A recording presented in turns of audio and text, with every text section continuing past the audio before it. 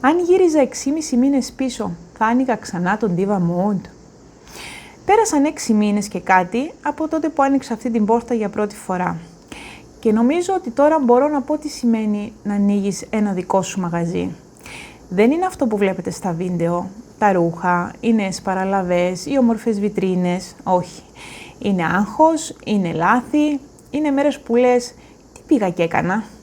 Είναι πράγματα που αγοράζεις και δεν πουλάνε και είναι πράγματα που αγοράζεις και δεν πίστευες ότι θα πουλήσουν και εξαφανίζονται.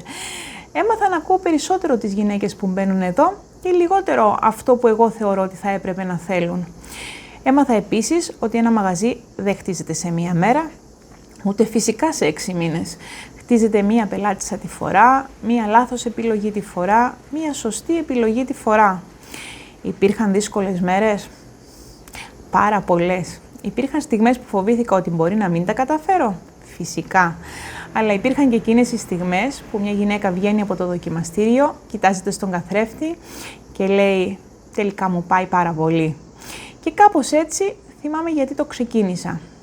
Οπότε, αν γύριζα 6,5 μήνες πίσω, θα το έκανα ξανά? Ναι.